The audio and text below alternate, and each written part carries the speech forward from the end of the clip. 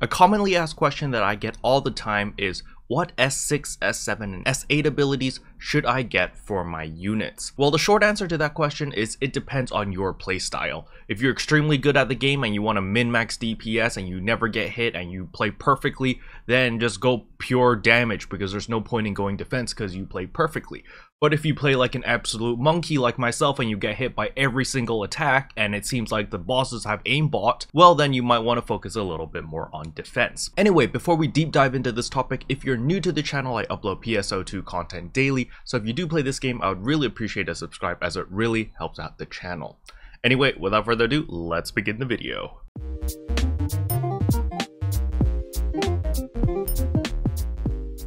So some of you guys may or may not know, but the metal barterer over here actually sells a bunch of capsules. When you go to exchange prize metals for limited items, you're going to see over here you're able to exchange your gold prize metals as well as your silver prize metals in order to exchange them for S abilities. As you can see right here, there's a bunch of S8 abilities, S7 abilities, and S6 abilities. So the most common question I get is, Caro, there's a bunch of S abilities on the shop. I have these metals, I can pick them up. Which one should I pick up?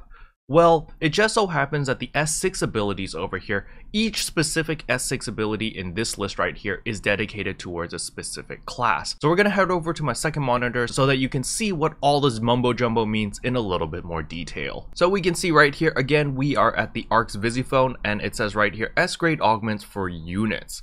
And you'll notice that we don't actually have that many choices. You'll see the S7 as well as the S8. You're quite limited in your choices. However, in the S6 category, you have a little bit more choice. And the reason for that is because, as you can see here, the heroic howl, all of this stuff down here, they're all dedicated towards a specific class. A great example would be S6 Soul Protection. Hunter weapon focus and katana focus fails while guarding. So obviously if you're not playing a hunter or if you're not playing a katana braver, this might not be for you. And another example, which is probably even better, would be your S6 Soaring Heaven Dance. Bouncer weapon focus fails while airborne. So if you're not playing a bouncer, you probably don't want this skill. So you'll notice that a lot of S6 skills over here are made specifically for a certain class. And so depending on your class, you may want to pick it up or you may not. So for me personally, I play a Katana Braver, however I do not want the Soul Protection. The reason for that is because Katana Focus fails while guarding. I don't guard a lot in the game, to be perfectly honest. The only time I actually do guard is when I want a perfect counter. And so I don't just hold down the guard button because I'm bored. And thus, I can't really benefit much from the Soul Protection. So what I can benefit a lot from is the S6 Guardian Shield.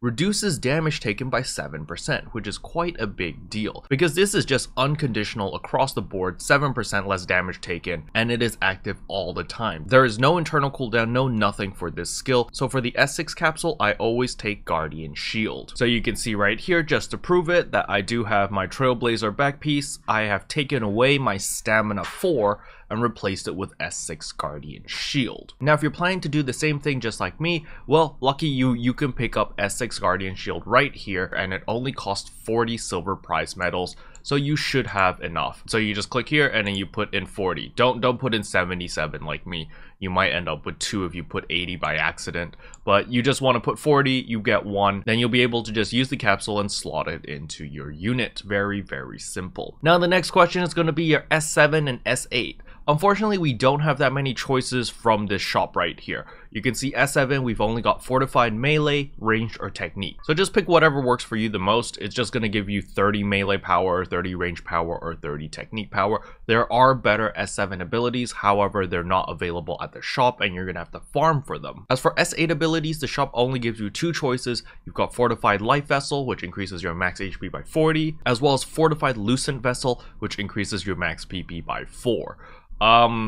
Just pick whatever you want over here. It's not really necessary to pick up an S8 ability or even an S7 ability at the moment, especially if you're limited to only these 5 choices over here. You can see over here that I have not picked up an S7 or an S8 ability, mainly because I don't deem it necessary and the choices that I have on the shop are very, very limited, and I don't think it's worth it. But for the S6 ability, Guardian Shield, 7% less damage taken across the board unconditionally. This is too good to pass up for me because I get hit all the time. Alright, now with units out of the way, I'm going to talk a little bit about weapons, because a lot of people seem to underestimate the S-grade augments on your weapons. So again, I just want to show off my Trailblazer weapon over here, but I want to show you the compatibility. It only has compatibility with S1, S2, and S3. The nice thing about the Atlas EX weapon, which everyone got for free, is it has more flexibility. It has S1, S2, S3, and S4. So a lot of people tunnel vision into two stats, really. They tunnel vision on the rarity, and they're like, oh, the more stars it has, the better the weapon is.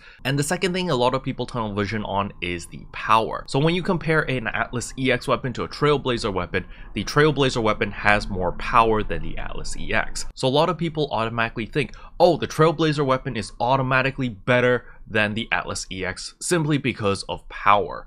Well, if you get a little bit creative, you can actually make the Atlas EX into a very, very powerful weapon. I'm going to explain this with the S abilities. So let's hop over to my second monitor and I'll show you what I mean. So again, we are at the ARX Visiphone over here, and we are in S grade augments, which is for weapons. So as we can see here, weapons are limited to S1 to S5, while units are S6, S7, and S8. Now at the moment, I don't think there are any weapons available on the global server or even on the JP server that support all S grade augments. I might be wrong about this. Let me know in the comment section below. I'd love to have a weapon that supports all 5. Then I could do some really mad scientist stuff. But what we all have on hand is an Atlas EX weapon, which support S1 all the way to S4. So if we scroll down here, you'll see list of S grade augments, and here are the S1 augments. And I'm going to give you an example of a super tanky build. So first one's going to be super tanky, and we are going to go Sea Gleam as your S1 ability. You can get the Sea Gleam capsule extremely cheap on the player market right now because nobody cares about playing super tanky. They all want to go pure DPS.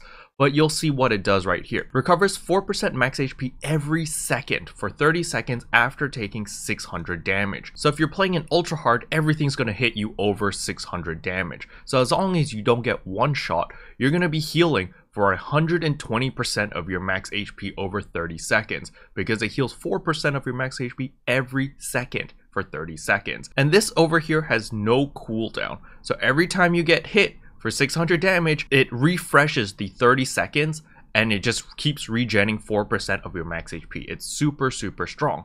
So just by itself, it's like, all right, cool, that's great, whatever. But the thing about Sea Gleam, or the thing about any of these Gleam abilities, is they work with other S abilities. So let's go down to S2, and you'll notice over here, all these Petal Seams, Adept, Descent, whatever, it says while Petal Gleam, Sea Gleam, or Snow Gleam are active, then they give you an additional stat. So you can see that Petal Sea Adept over here, it increases your critical rate by 20% whenever Sea Gleam is active. So if we remember, if we got hit, we regenerate the HP, and if you have this as your S2 ability, then you also benefit from an extra 20% crit rate, which is extremely nice. However, this is not what we're here for. We're here to be even more tanky. And this is the one that we want right here, which is S2 Rainbow Vitality.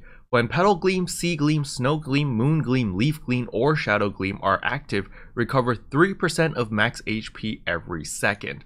So this will work on top of your Sea Gleam. So remember, your Sea Gleam is recovering 4% of your max HP every second. Well, now you're recovering 7% of your max HP every second. So that is insane. Not only that, we can go down to our S3 abilities and stack it even further. So next up is your S3 Petal Sea Shield. While Petal Gleam, Sea Gleam, or Snow Gleam are active, damage taken is reduced by 10%.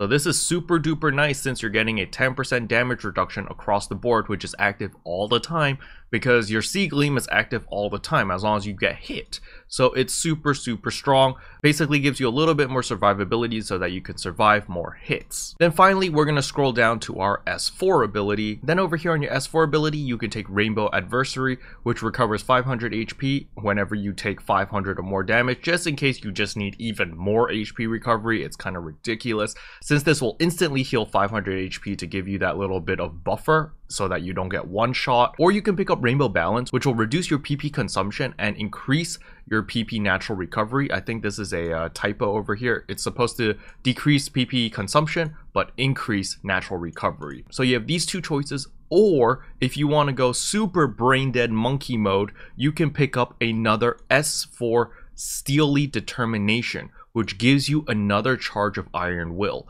So your Atlas EX weapon, its potential already gives you 1 charge of Iron Will. But you know, maybe you die more than once per urgent quest or whatever. Then you can pick up S for Steely Determination, which gives you another charge of Iron Will. So not only are you stupidly tanky with this insane amount of HP regeneration, you also have 2 cheat deaths. So if you do somehow accidentally die, you're able to come back to life twice. So now you guys have a general idea on how crazy strong these S abilities are, because they can work off each other and you can build some really wacky builds like this.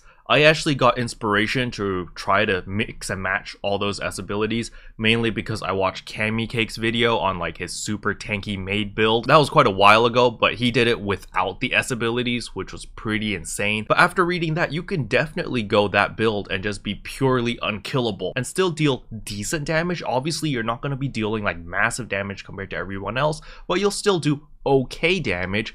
But the thing is, you're never going to die. And you can just run straight into the boss and not care.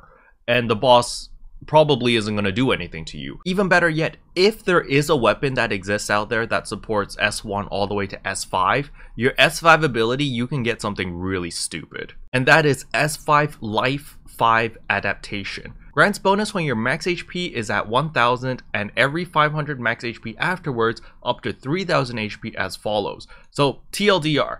As long as you have more than 1000 HP, you'll benefit from these stats over here, and every 500 extra HP above 1000, you gain even more stats up to 3000. And once you get 3000 HP, you are a literal god. Like, look at this. So at 1000 HP, reduces damage taken by 5%. So this can stack on your 10% passive, which you got on your S3 ability, plus the 7% passive you have on your S6 ability. Then if you hit 1500 max HP, recover 5% of your max HP every 10 seconds. So that's great. Then at 2000 HP, increases your damage by 0.4% for every 10% of max HP remaining. So basically 4% DPS increase right here. Then at 2500 HP, you get lifesteal. You recover 30 HP per attack. And finally, at 3000 HP, you're immune to knockbacks. You literally are a tank. You can just walk up to people and tank everything because they can't knock you back. So you can constantly attack them. You can lifesteal your HP back. If you do take more than 500 damage, you instantly heal that back. If you take more than 600 damage, you get like your insane HP regeneration per second. And you're a literal god. You cannot die. It's insane. Now, obviously, in order to get this S5 ability, we do need our Divide quest, because you do need to get it from the Divide Metal Exchange Shop, which is currently not available, unfortunately. But hopefully you guys get the idea now on how strong S abilities are. So yeah, you could go Might 5, Graceful Might, Apprentice Soul, or Astral Soul, so forth and so on, but those are just flat stats. Flat stats compared to those actives that you get aren't even comparable. The S-grade augments are always going to outshine your flat stats. So please don't worry too much about the flat stats, and you guys should be focusing more on the compatibility, as well as thinking about these wacky ideas on whatever fits your playstyle the best. Now, just because I gave the example of this god mode build does not mean that everyone should go build this god mode build and go out and try doing ultimate quest, because you will be sacrificing a ton of damage. All right, if you want pure damage S-grade augments, you'll be doing massive amount of damage. So you can either go full damage, full tank, or somewhere in between.